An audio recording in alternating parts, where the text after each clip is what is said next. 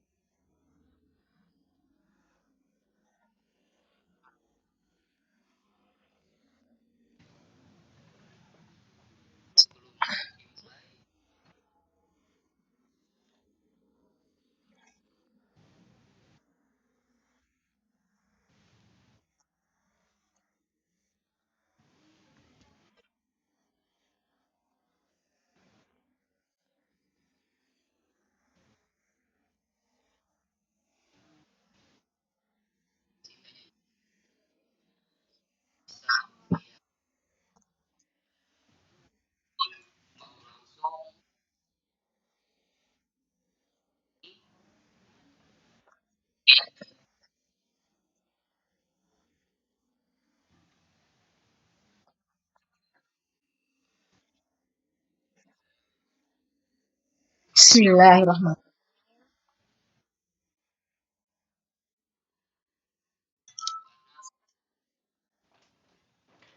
Ya, Pak Muiz, Bu Hilda, terima kasih. Ya, ini pertemuan saya yang kedua ya, Bapak Ibu. Terima kasih atas partisipasinya. Assalamualaikum warahmatullahi wabarakatuh. Selamat pagi, salam sejahtera bagi kita semua.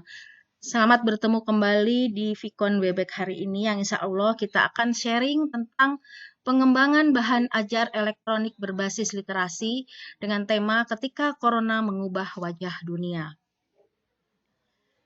Nah, kita nanti akan mulai dari pembahasan ini, kita mulai dari literasi digital. Bahwa semua tahu bahwa era saat ini adalah era digital. Artinya istilah literasi digital pun tidak asing ya buat kita semua. Akan kita bahas sedikit apa itu literasi digital dari berbagai sumber. Jadi literasi digital itu diartikan sebagai kemampuan untuk memahami dan menggunakan informasi dalam berbagai bentuk dari berbagai sumber yang sangat luas yang diakses melalui piranti komputer. Menurut Paul Gilster 1997.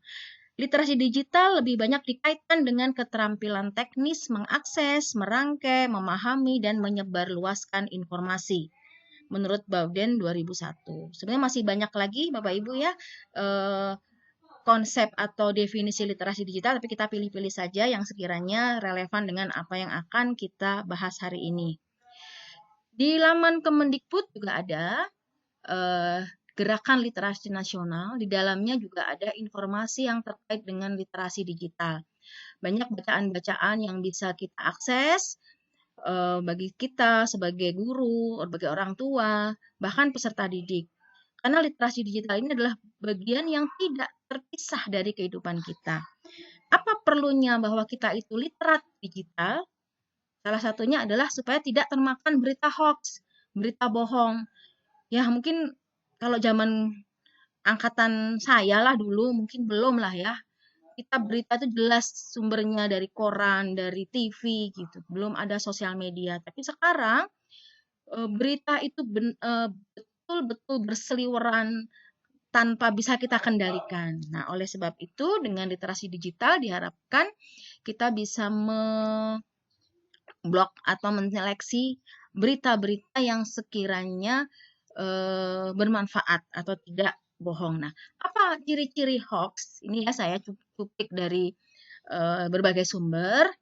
Salah satunya atau yang pertama adalah berita hoax itu biasanya menciptakan kecemasan, kebencian, permusuhan. Sumber tidak jelas, pesannya sepihak, menyerang, tidak netral, atau berat sebelah. Nah, mungkin eh, kadangkala ini biasanya dipakai untuk bidang politik ya. Mencatut nama tokoh berpengaruh, mungkin artis juga masuk di sini, memanfaatkan fanatisme, ideologi agama suara rakyat, judul provokatif, memberikan penjulukan atau mungkin stempel ya, minta supaya di-share atau diviralkan, menggunakan argumen data yang sangat teknis supaya terlihat ilmiah dan dipercaya. Artikel biasanya menyembunyikan fakta dan data, serta memelintir pernyataan narasumbernya. Berita ini biasanya ditulis oleh media abal-abal, di mana alamat media dan penanggung jawab tidak jelas. Manipulasi foto atau edit foto beserta keterangannya. Nah, ini sudah sering sekali kita jumpai. Nah, disitulah pentingnya bagaimana kita semuanya, terutama di dunia pendidikan ini, memahami tentang literasi digital dan literat digital. Nah, sekarang setelah kita membahas sedikit apa itu literasi digital, tema yang saya angkat terkait literasi digital itu, ya mungkin ini adalah sesuatu yang kondisi saat ini yang mungkin tidak sempat atau tidak pernah kita duga yang demikian cepat proses perubahannya. Saya coba ambil judul yang sedikit agak menarik mungkin ya, ketika corona mengubah wajah dunia. Coba saya tayangkan dulu videonya ya, video terkait ini, video animasi.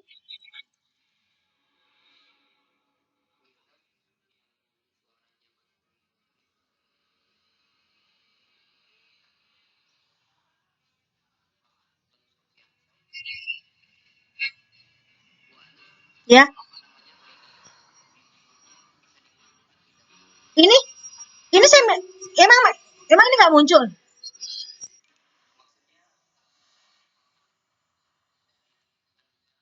Oh, oke. Bentar, bentar, bentar.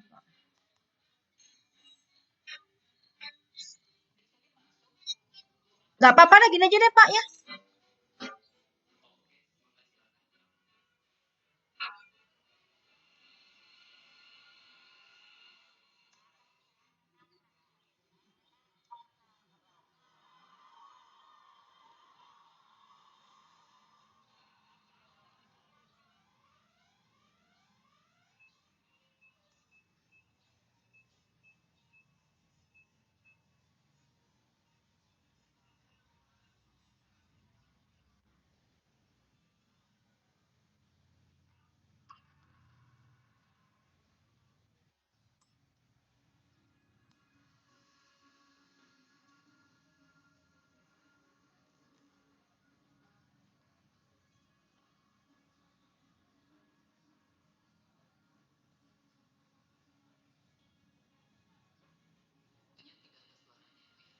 Oh, gitu ya. Oh, di saya ada padahal.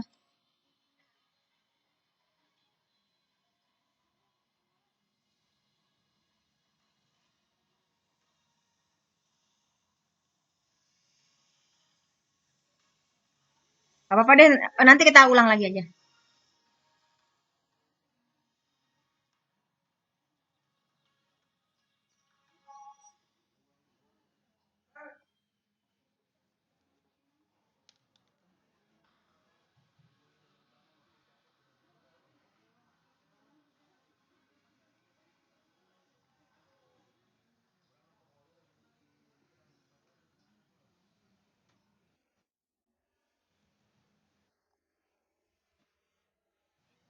Mungkin suaranya belum maksimal, tapi sementara saya tayangkan dulu video yang ada di PowerPoint saya. Nanti insya Allah kalau memungkinkan saya tayangkan ulang. Nah, itu salah satu gambaran yang saya ambil dari salah sumber di internet, bagaimana kondisi penyebaran coronavirus atau COVID-19 yang demikian pesat. Nah, literasi yang akan coba kita munculkan di sini atau literasi digital yang kita akan coba eh, apa namanya expose di sini yang terkait dengan fenomena coronavirus atau virus COVID-19 ini saya ambil dari sumber yang insya Allah terpercaya, yaitu dari WHO, di mana sumber-sumber itu memberitakan, sumber dari WHO tersebut memberitakan bahwa persebaran virus corona COVID saat ini sudah menciptakan keresahan global. Per 11 Maret itu dinyatakan sebagai pandemi. Nah, penetapan pandemi suatu penyakit menegaskan bahwa suatu wabah penyakit menular telah terjadi di wilayah geografis yang luas dan dengan prevalensi yang tinggi. Nah, ini mungkin yang pengetahuan baru ya buat kita. Oh, kalau dikatakan pandemi itu yang seperti apa? Nah, ini nanti semua ini adalah literasi digital yang terkait dengan corona mengubah wajah dunia ya. Mungkin saya lebih banyak melakukan pendekatan geografis, lebih melalui pendekatan penyebarannya. Di sini misalnya bagaimana kecepatan skala penularan, jumlah kasusnya, kemudian awal mula kasus ini muncul, kemudian juga eh, apa namanya komitmen pemerintah terhadap ini semua. Nah, kemudian ini data-data yang bisa dijadikan rujukan juga. Semua ini adalah terkait literasi digital yang akan kita coba jadikan bahan pembelajaran ya bagi kita, bagi peserta didik atau mungkin umum. Nah, ini juga saya ambil sumber dari WHO bagaimana penyebarannya per 2 Maret. Ini real time ya Bapak Ibu, di internet kita bisa akses sewaktu-waktu sebarannya. Nah, insya Allah sumbernya pun juga dari WHO, bagaimana dimulai dari daratan Cina yang kemudian nyebar ke seluruh penjuru dunia yang hingga mungkin sampai saat ini sudah lebih dari 150 negara. Nah, ini nanti akan coba saya tuangkan ke dalam bentuk literasi digitalnya, dimulai dari sebarannya, keadaan wilayahnya, interaksi wilayah, fasilitas, lingkungan, mobilitas, interaksi sosial. Nah, ini semua. Jadi di sini literasi digital di sini kita coba rangkum berbagai informasi digital yang terkait dengan penyebaran COVID ini. Tentu dari sumber-sumber yang relevan, yang dapat dipercaya, dan kita pilih-pilih yang memang tema itu akan kita jadikan bahan ajar. Mungkin karena saya di sini arahnya untuk pembelajaran geografi, saya lebih cenderung memilih tema-tema literasi digital COVID ini dari aspek penyebarannya, dari aspek interaksi wilayahnya, dari aspek interaksi sosial, dari aspek mungkin mobilitas sosial. Tapi mungkin Bapak Ibu bidang mapel yang lain atau di bidang yang lain, misalnya agama, bisa ambil literasi digital yang terkait dengan pendekatan agama, literasi digital yang terkait dengan pendekatan biologi. Nah, itu akan sangat menarik insya Allah. Nah, ini bahasan berikutnya tentang keadaan wilayah. Menurut berita yang kita semua tahu dan sumbernya juga sumber yang resmi dan apa yang memang disiarkan ke seluruh dunia bahwa virus ini dimulai dari kota Wuhan, Cina. Disinilah literasi itu perlu kita gali. Selama ini mungkin kita nggak tahu kota Wuhan itu yang seperti apa. Taunya Beijing, taunya apa namanya kota-kota yang terkenal mungkin ya di Cina. Ya, ini Wuhan. Ternyata Wuhan ini adalah kota yang berpenduduk 11 juta. Terletak di persimpangan Sungai Yangtze dan Sungai Han. 965 km di hulu, di Cina Tengah, dikenal melalui barat sebagai kota industri besar. Ini aspek geografinya muncul di sini. Literasi digitalnya muncul yang menambah wawasan.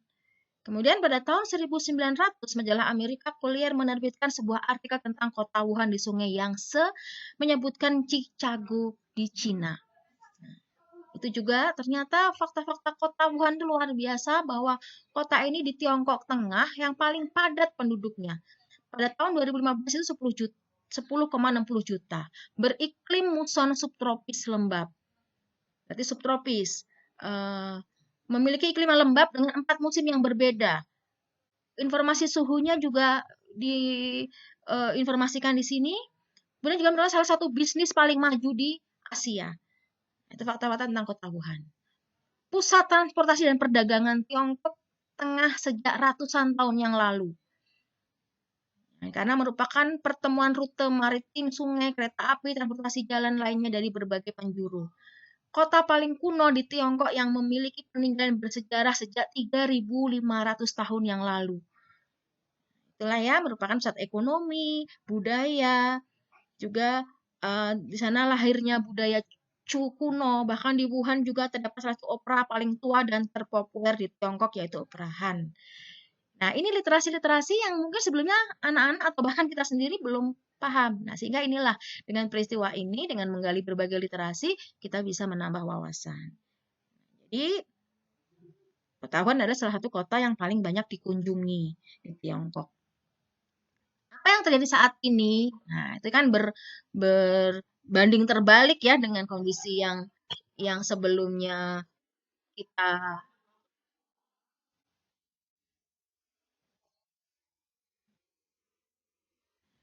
eh, Nah, saat ini kondisi kota Wuhan itu bak kota mati. Ini tanggal 27 Januari ya, di saat awal-awal virus itu muncul di sana, bak kota mati sangat berbeda jauh dengan kondisi sebelumnya. Dan seterusnya nih interaksi wilayah, bagaimana perbatasan Malaysia dan Singapura ketika Malaysia menetapkan lockdown. Begitu drastis perubahannya. Mungkin ada juga gambar-gambar yang bagaimana Jakarta sekarang.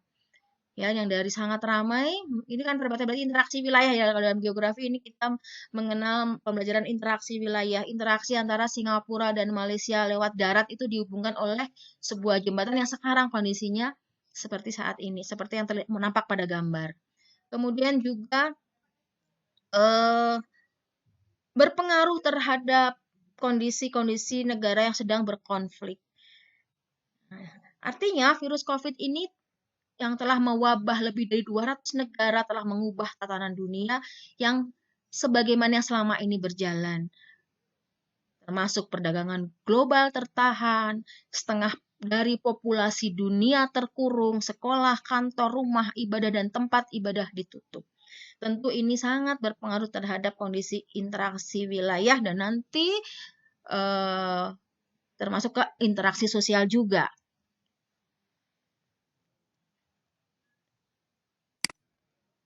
Nah, ini juga masih ya semuanya adalah literasi-literasi digital yang saya merangkum dari pendekatan geografi. Ini juga ada video bagaimana kondisi Itali setelah apa namanya lockdown, bagaimana sepinya jalan-jalan di wilayah di negara Italia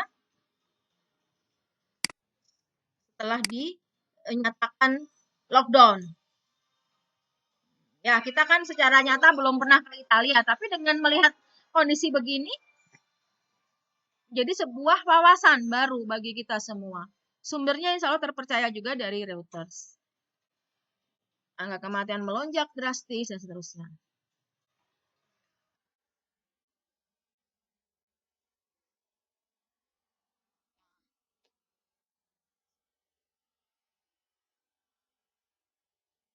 Banyak sekali aktivitas yang harus dirubah, dirubah dari kebiasaan yang biasa rutinitas pergi berangkat, tetapi sekarang harus diam di rumah. Nah, ini juga masih ini interaksi sosialnya. Ada kajian dari BMKG dan UGM yang menyatakan bahwa penyebaran COVID-19 adalah interaksi sosial. Makanya kenapa dibatasi, sekarang ada pembatasan sosial berskala besar, salah satunya adalah untuk menghambat ini semua, menghambat penyebaran COVID-19 ini. Ini mobilitas termasuk kita umat muslim harus tertunda untuk melaksanakan ibadah umrohnya Bisa kita bayangkan berapa yang sudah punya rencana perjalanan umroh dari segala penjuru dunia, ya termasuk saya ya di antaranya di sini yang harus tertunda, yang belum tahu sampai kapan. Ini mobilitas, ini juga kondisi before dan after. Bagaimana yang biasanya Ka'bah itu luar biasa ramai dan menjadi sepi. Ya karena kondisi yang memang kita harus berikhtiar untuk mencegah atau mengendalikan wabah ini. Pesawat juga betapa menurun drastis penerbangan, dan kemudian juga bidang-bidang wisata itu juga sangat terpengaruh dengan kondisi ini. Ini juga literasi yang baru, literasi dari digital juga info yang baru bahwa stasiun bawah tanah di London yang sekarang juga kondisinya sangat sepi, itu sudah ada sejak tahun 1863. Nah, sehingga kenapa London menjadi salah satu kota yang sangat maju. Tapi sekarang kondisinya seperti yang nampak pada gambar itu. Nah, ini yang kita ya di Jakarta. Ini juga beberapa lokasi wisata di berbagai negara. Itu juga sepi karena khawatir dengan penyebaran itu. Nah, kemudian yang materi yang juga bisa kita jadikan literasi digital yang terkait dengan mengubah wajah dunia ini adalah lingkungan hidup. Nah, ini nampak dari gambar satelit menunjukkan berkurangnya tingkat nitrogen dioksida atau berkurangnya pencemaran. Jadi yang tadi mungkin lebih cenderung negatif ya, mungkin kekhawatiran tertular virus yang berpotensi pada tingkat kematian, ini justru positif. Tidak semata-mata bicara kematian, tetapi ada informasi dari satelit bahwa atmosfer di bumi ini berkurang polutannya, sehingga lebih segar udara mungkinnya. Karena kenapa ya? Karena mobil-mobil banyak yang tidak mengeluarkan emisinya. Nah, ini apa namanya?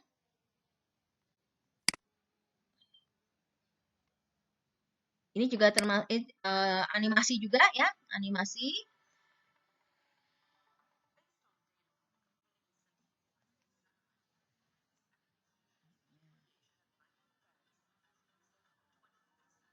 Nah, itu ada informasi bahwa ada berkurang polutan ya, dengan ada warna yang berubah ya di situ ya. Kalau yang warna tua itu tingkat karbon dioksidanya tinggi dibanding yang warna kuning yang lebih muda. Apalagi yang putih berarti kan lebih sedikit. Nah, ini ada pengurangan emisi di sini. Nah, itu yang berita yang mungkin sedikit menggembirakan gitu ya bagi recovery bumi kita. Nah,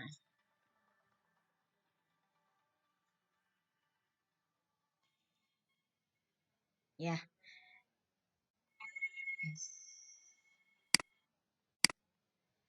Nah, ketika sudah semua informasi itu kita rangkum, kita harapkan info itu tidak berlalu begitu saja. Rangkuman-rangkuman informasi mungkin sekarang bagi kita biasa, tapi peristiwa itu bisa jadi suatu saat menjadi dokumentasi yang luar biasa bagi generasi penerus kita yang saat ini tidak merasakan. Sama halnya mungkin kalau kita generasi ketika Krakatau meletus 1883, kita kan nggak tahu. Nah, itu kan kita dengar dari cerita-cerita yang waktu itu mungkin turun temurun ya menceritakan itu, karena waktu itu belum era digital, belum era apa tertulis yang dokumentasi yang baik. Nah, sekarang tentu tidak. Sehingga dokumen ini kenapa tidak kita jadikan sebagai bahan pembelajaran bagi generasi yang berikutnya atau selanjutnya. Karena bisa jadi menjadi sebuah peristiwa yang fenomenal, bahkan peristiwa sejarah mungkin.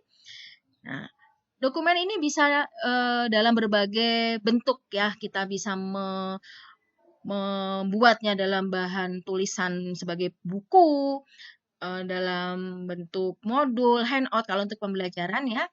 Nah, karena berita-berita itu kan kita ambil semua dari literasi digital. Nah, yang dalam pembahasan kali ini kita akan coba untuk membuat informasi tadi menjadi sebuah bahan ajar elektronik. Sedikit kaitan apa itu bahan ajar atau pengembangan bahan ajar. Jadi bahan ajar itu dikembangkan sesuai dengan ketersediaan bahan sesuai tuntutan kurikulum. Kemudian sesuai dengan karakteristik sasaran dan dapat menjawab atau memecahkan masalah kesulitan belajar. Nah, ini pun sama juga dari sumber-sumber yang saya rangkum. Jenis bahan ajar itu ada yang sengaja dirancang, ada yang tidak sengaja, namun dapat dimanfaatkan. Nah, jenisnya pun juga bisa berupa cetak, bisa berupa elektronik. Nah, dari informasi ini, dari sumber-sumber ini, kita akan coba inovasi di sini. Bahwa kita akan membuat atau mengembangkan bahan ajar yang sengaja dirancang dari berbagai sumber digital yang dapat dimanfaatkan untuk belajar atau dikemas dalam bentuk elektronik. Nah, jelas, apa itu bahan ajar elektronik? Adalah bahan ajar yang isi materialnya dimuat dalam bentuk elektronik. Ada e-book, e-magazine, e-news, e-journal, CD, DVD, multimedia, interaktif, model flash, slide interaktif, e-learning, dan lain sebagainya. Kita semua sudah mengenal lah, insya Allah ya, sudah sering mendengar. Nah, sekarang yang akan coba kita diskusikan atau sharing di sini, kita akan coba mengembangkan bahan ajar elektronik ini berupa e-book atau buku elektronik. Nah, meskipun mungkin nanti susunannya kita masih buku yang sangat sederhana ya, seperti buku apa mungkin ya buku panduan saja atau buku referensi saja gitu. Aplikasi yang diperlukan ini untuk dokumen Word, kemudian nanti mengolahnya menggunakan sigil, covernya bisa dengan Canva atau PowerPoint, nanti insya Allah didiseminasi tugas VCT Batch 6 ini di saat tugas saya didiseminasi, saya akan mencoba mengenalkan atau bagi yang belum mungkin ya tentang Canva, apa Canva itu dan bagaimana kita bisa mengaplikasikannya. Kemudian juga menggunakan Rhodium, nanti terakhir ada Reselit atau yang lainnya ya, ini hanya salah satu atau contoh-contoh bahan aplikasi pendukung untuk membuat bahan ajar elektronik. Nah, langkah praktisnya seperti ini. Di pertemuan ini saya mungkin mohon maaf tidak tutorial langsung, tetapi saya tutorialnya sudah saya susun ya di PowerPoint ini. Pertama, bahannya, materinya kita buat dalam bentuk Word. Biasalah kita ngetik di MS Word. Kemudian di save as webpack filter, berubahlah menjadi HTML file. Nah, dengan bantuan aplikasi Sigil, kenapa saya memilih ini dari berbagai aplikasi? Sigil ini relatif lebih mudah didapat dan karena saya sudah pernah mencoba, saya yakin ini untuk pemula juga mudah. Bagi pemula mudah. Mungkin nanti untuk tingkat mahir dan seterusnya ya adalah ya ada tingkatannya lagi. Tapi untuk tingkat pemula ini mudah dilakukan. Dari Sigil nanti kita akan olah file HTML ini. Dilengkapi dari cover yang kita desain dari Canva, dari PowerPoint, dari Photoshop, Corel, dan seterusnya. Kemudian nanti di-save dalam bentuk ekstensi e-book yang disebut dengan EPUB. EPUB ini bisa dibaca di laptop dengan menggunakan aplikasi tambahan namanya Rhodium kalau di Chrome atau ada EPUB Reader kalau di Mozilla. Nah, nanti juga akan bisa dibaca di HP. Nah, jadi yang ketika kita sudah merangkum berbagai literasi digital, kita bisa dokumentasikan.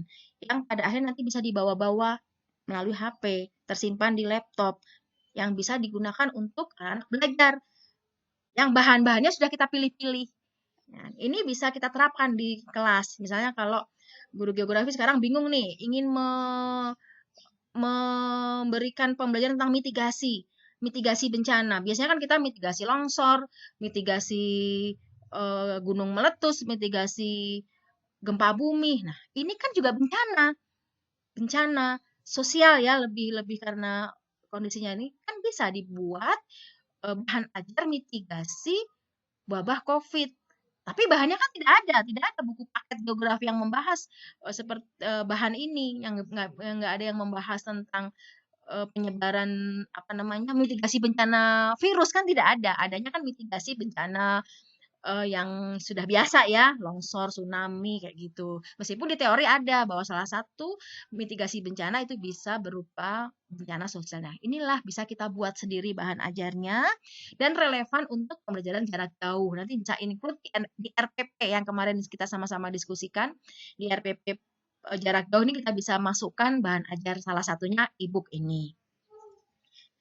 Nah, ini step by step memang agak sulit mungkin ya kalau apa namanya IT itu kuncinya adalah mau trial and error, nyoba kadang-kadang sekali ngikutin seperti ini belum tentu bisa langsung gitu ya, tapi saya akan coba memberikan gambaran step by stepnya. Tentu berikutnya adalah saya serahkan ke rekan-rekan untuk mencobanya. Nah, bagi Bapak Ibu yang sudah pernah, bahkan mungkin lebih sudah sangat mahir, kita tunggu nanti berbaginya. Nah, siapkan konten, ya, konten sudah kita siapkan yang rapi. Kemudian konten ini nanti yang tadi sudah kita rapihkan, termasuk ada gambar di situ. Kalau menggunakan gambar, pastikan inline with text. Bagaimana pakai wrap text ini? Nah, nanti dipilih yang inline with text. Karena kan kalau kita di PowerPoint bisa macam-macam. Wrap text-nya ini bisa square, tight. Nah, kita pilih yang inline with text. Berikutnya save as. Save as-nya kita pilih. Ada di situ pilihannya adalah sini. Web page filter. Klik save, yes. Jadilah nanti ada muncul tombol ini continue. Lanjut gitu ya. Langkah selanjutnya kita buka aplikasi Sigil. Setelah di-download dulu atau pakai versi portable. Nah, saya kebetulan ini menggunakan versi portable, artinya kita menggunakan Sigil ketika kita membuka Sigil, ketika mendownload kita akan menggunakan. Jadi tidak langsung ada di laptop kita, tapi ada di file gitu ya. Nah, kita pilih file, open, apa yang akan kita buka? Oh, kita akan buka file kita pilih dulu all files di sini. Kemudian nanti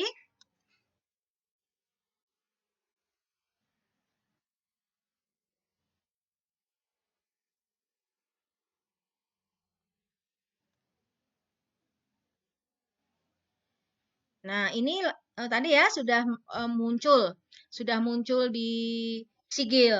Nah, ini sudah mulai kita buat e-booknya, proses e-booknya. Nanti ada pengaturan-pengaturan di sini. Tools ya, lewat tool. Kalau kita ingin ngatur posisi ukuran, gambar atau foto, kita bisa menggunakan tool kode view. Nanti di kode-kodenya itu kita bisa diganti sesuai dengan ukuran. Saya tadi kan ukuran videonya aslinya itu besar, itu full. Kalau mengikuti sigil yang asli awalnya, tapi kemudian bisa dirubah diperkecil. Demikian juga dengan foto, bisa disesuaikan ukurannya. Berikutnya nanti ada bisa membuat daftar isi otomatis. Kita tinggal klik kursornya bagian mana. Kalau saya kan ini model bukunya karena hanya semua satu level. A, fenomena, B, interaksi, C ya. Jadi satu. Tapi kalau beda level, misalnya bisa mana yang dipilih menjadi bab 1 itu H1. Subbab berikutnya H2. Subbab berikutnya H3 dan seterusnya. Nah, seperti pada daftar isi pada buku. Ini yang saya contohkan kan yang sederhana ya. Jadi semua selevel. Babnya selevel. Semua dianggap H1 semua. Nah, kalau sudah nanti ada tool table of content, generate table of content. Nah, nanti metadata ini diperlukan tools, pilih metadata, diperlukan untuk informasi di buku itu. Misalnya siapa penulisnya, tahun berapa, kemudian mungkin kalau udah ada ISBN-nya, dan seterusnya. Itu ada informasinya di metadata. Ada pilihan-pilihannya. Nih ada misalnya autornya, kreatornya, tanggal membuatnya, bahasanya. Nah, itu ada. Nah, berikutnya menambahkan cover. Nah, cover itu sudah disiapkan. Ini kebetulan saya mendesainnya menggunakan Canva. Ada pilihan-pilihannya di situ. Cuma tinggal ngisi hurufnya saja atau ngisi judulnya saja. Tapi kalau mau menggunakan PowerPoint juga mudah. Tinggal di save as JPEG, satu lembar saja. Dengan ukuran A4. Ada pengaturannya untuk di PowerPoint. Nah, nanti filenya disimpan atau covernya itu dalam bentuk JPEG yang nanti akan bisa kita pakai dalam cover e-book ini. Nah, jika susunan buku sudah rapi, tadi dari sigil tadi, pilih save, kemudian ada EPUB file. Jadi si filenya ini sudah berubah. Jadi tadi pertamanya dalam bentuk Word, berubah ke HTM, dirubah lagi ke EPUB. Jadi itu belakang ya, itu keterangan belakang dari file itu kan macam-macam. Nah, ekstensinya ya itu bisa macam-macam. Nah, terakhir itu dalam bentuk EPUB file. Bagaimana bisa dibaca? Jadi tadi sudah selesai nih, kita sudah selesai menyiapkan atau mengubah dokumen Word tadi menjadi sebuah buku elektronik. Bagaimana kita bisa melihatnya? Kita bisa melalui laptop. Kebetulan di sini saya menggunakan Radium. Nah, kalau menggunakan handphone nih banyak sekali aplikasinya. Ada, pokoknya EPUB Reader aja judulnya. Pencariannya ya, EPUB Reader. Itu seharusnya pakai Reasely. Nah, ini tampilan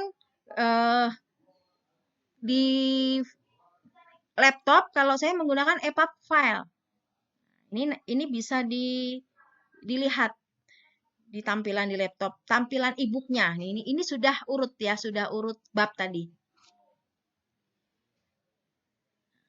Tampilannya seperti ini. Ini tampilan di laptop. Ini kebetulan saya kemarin ngeklik 2 kali karena ada revisi ya, jadi nanti kalau kita kumpulan koleksi e-book kita sudah banyak, ini bisa macam-macam buku ini. Banyak sekali di sini dengan berbagai cover, dengan berbagai judul. Nah, ini tampilan di Radiumnya seperti ini. Nanti ada pengaturannya di sini, pengaturan tampilan. Nah, ini tadi yang metadata tadi. Di sini. Readernya di sini. Kita buka dari sini. Nah, inilah tampilan buku di laptop. Mungkin kalau kita ingin menayangkan melalui PowerPoint. Ini tampilan dari laptop.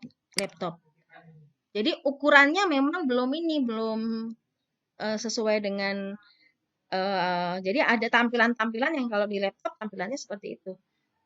Adalah pengaturannya ya, mungkin tahap awal masih apa adanya dari awal. Nah, ini contoh ini di laptop. Jadi sudah bisa bergerak. Kalau e-book yang PDF ya yang sering kita kenal, yang sudah biasa kita pakai, itu kan tidak bisa. Videonya tidak bisa bergerak gitu ya, tidak ada media gerak gitu. Tapi kalau di EPUB bisa. Nah, jadi ini adalah tampilan-tampilan ketika sudah dirangkum di dalam e-book dibaca melalui laptop. Seperti itu. Ini masih ada Bapak Ibu ya, kalau ingin mendalami ada pengaturan-pengaturannya. Di sini saya memang belum sempat jauh ke sana karena memang saya buat khusus untuk pertemuan VCT, jadi memang mungkin belum sempurna ya, tapi setidaknya memberikan gambaran. Suaranya juga muncul. Nah, jadi kalau di e-book itu suaranya muncul. Bahkan akhirnya misalnya kita ingin memasukkan suara kita juga bisa. Suara gurunya juga bisa. Kalau pun kita jangan dalam bentuk buku lah, cuma dalam bentuk handout aja, lembar kerja, selembar aja, itu pun bisa menggunakan EPUB ini. Ya, nanti si satu layar itu bisa isinya ada suara kita, ada suara dari audio berita atau dari sumber yang lain gitu ya, atau dari video. Ya, mungkin suara kita bisa sebagai suara untuk memberikan informasi. Dan itu kita bisa kembangkan.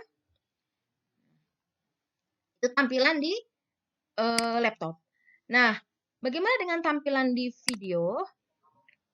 Ini kebetulan saya kemarin mempraktekkan, nanti mungkin secara langsung juga bisa ya. Saya ini karena sudah menggunakan PowerPoint, jadi saya langsung tempel di sini hasil hasil eh, e-book yang sudah disusun, kemudian sudah diatur di laptop, kita pindahkan ke HP, kemudian dengan menginstal Reasely, jadilah e-book ini bisa ada di HP kita. Dan kita bisa sebar ke anak-anak, cuman syaratnya nanti anak-anak atau murid harus menginstal readernya dulu, EPUB readernya dulu. Nah, suaranya juga muncul di dalam. Nah, ini tampilan di video. Jadi insya Allah lebih menarik. Nanti kreasinya bisa macam-macam. Bisa kita membuat tema macam-macam, bisa membuat berbagai variasi lah ya, variasi pembelajar, variasi bahan ajar yang bisa kita apa namanya eh, tuangkan di dalam apa yang kita inginkan, tidak semata-mata dari sumber buku yang sudah ada. Nah, ya. Itu ya tujuan bagaimana mengapa kita perlu, ada kalanya ya kita memerlukan eh, pengembangan bahan ajar itu untuk tujuan tersebut.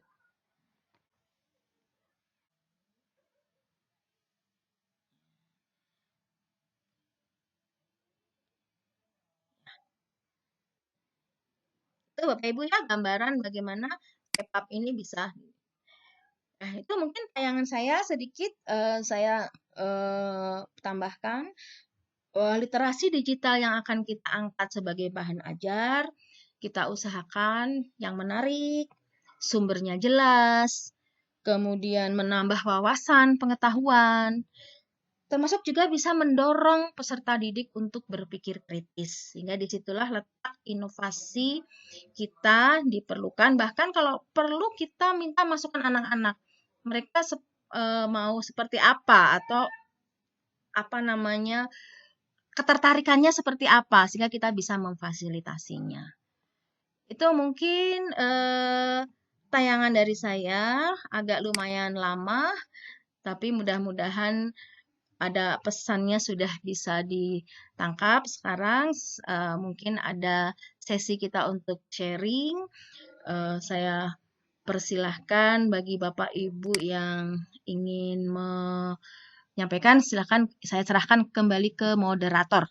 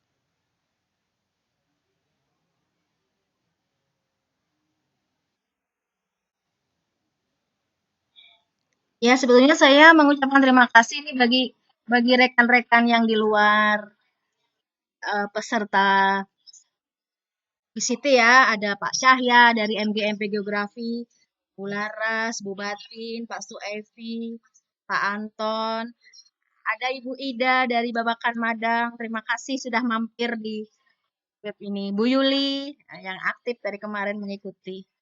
Ayo yang MGMP Geografi kita sharing.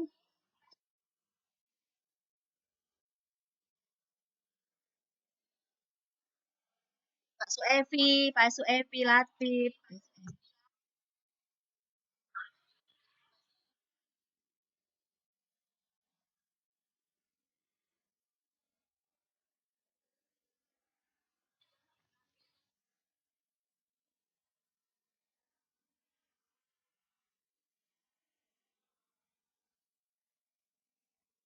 Agak rame ya Pak ya?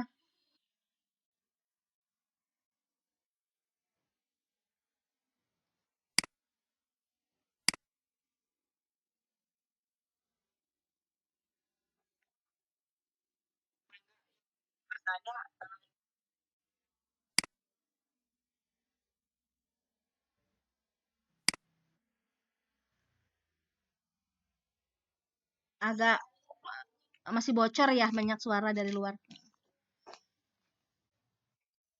Waalaikumsalam.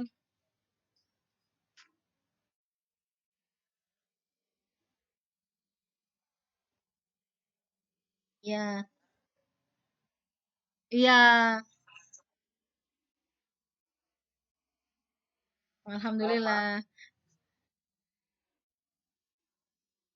Ya,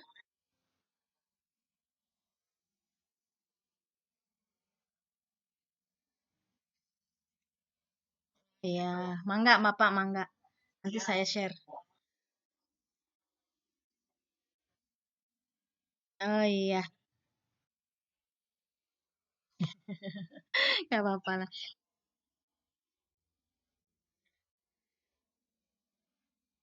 Oh iya, insya Allah Pak nanti saya share. Iya, sama-sama. Mangga. Yuk, Waalaikumsalam.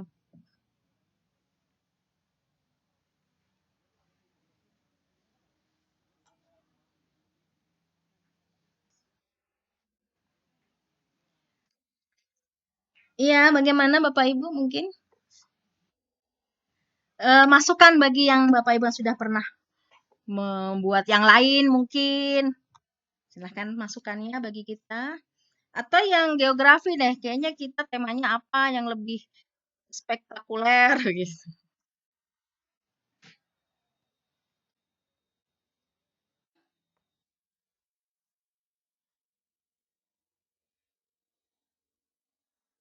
Ya, ya nanti insya Allah.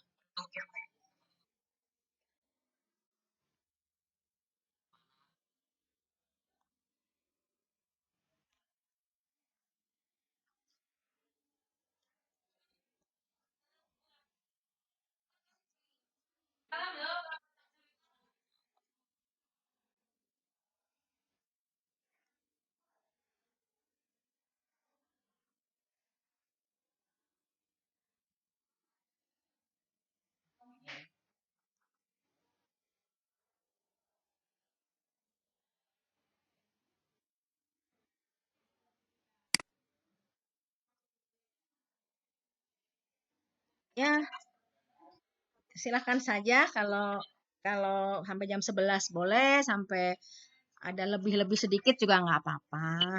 Sesuai ini aja kalau memang masih ada yang perlu didiskusikan. Terutama mungkin kalau saya masukan-masukannya ya, Pak ya, mungkin perlukan saya lihat Bapak Ibu di sini mungkin yang sudah lebih pengalamannya, mungkin masukannya atau ide-idenya yang lain. Nah, ini kan bisa bisa kita jadikan bahan belajar bersama-sama.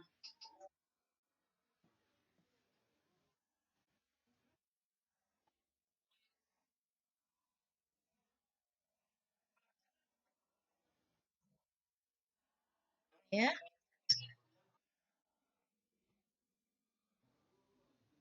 boleh, boleh, boleh.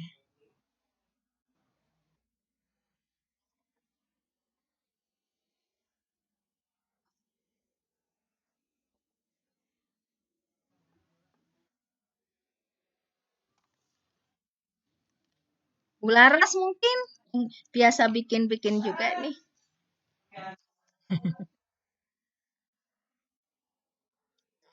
Tuh.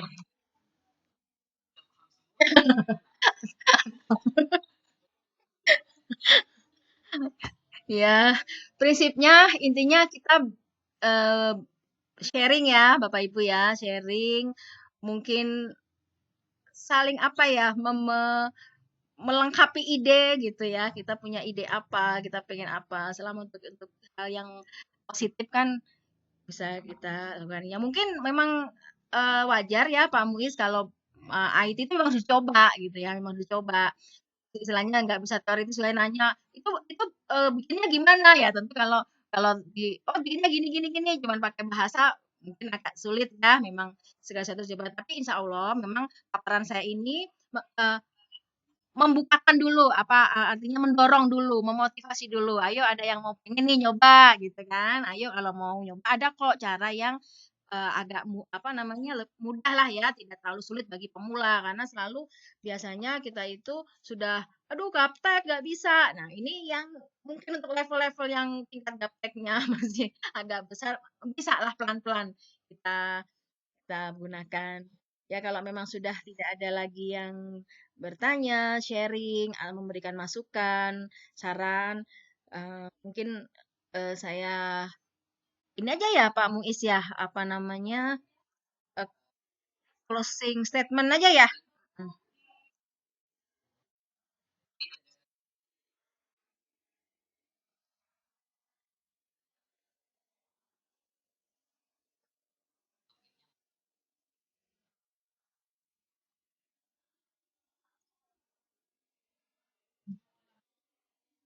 Ah, Bu Laras.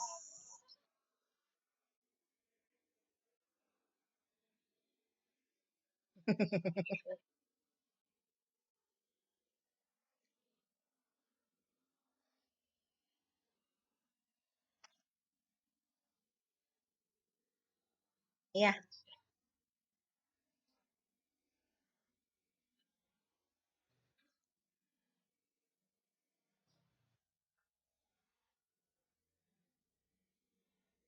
ya, ya. Sebelum saya menutup presentasi ini, sekali lagi saya ucapkan terima kasih kepada Bapak Ibu, rekan-rekan semua, baik Bapak Ibu dari grup VCT, teman-teman saya dari MGMP Geografi, bahkan teman dari luar komunitas tersebut ya, teman-teman eh, dari berbagai tempat lah ya, Insya Allah. Eh, Terima kasih atas partisipasinya. Mungkin ada tadi saya terlalu cepat, ada mungkin kata-kata saya yang kurang pas, kurang berkenan. Saya mohon maaf sebesar-besarnya. Sekali lagi, semoga presentasi ini bisa memberikan inspirasi, motivasi bagi kita semua bahwa era digital ini gaptek-gapteknya kita setidaknya kita berusaha lah untuk bisa mengikuti dengan cara yang mungkin bisa kita lakukan. Salah satunya sebagai guru kita bisa membuat bahan ajar yang menarik, yang kekinian, yang juga bermanfaat, mengedukasi, bahkan mendorong berpikir kritis. Nanti kalau Bapak Ibu yang ingin materinya, ingin PowerPoint-nya, Insya Allah saya share ya, saya bagikan silahkan, terutama terutama yang partisipan dulu tentu karena saya ada sudah mengikuti meeting saya, jadi nanti bonusnya presentasi saya. Mungkin itu Pak Muiz, terima kasih Pak Muiz dengan Bu Hilda yang sudah mengelola kelas meeting Wibek ini dengan baik. Saya kembalikan.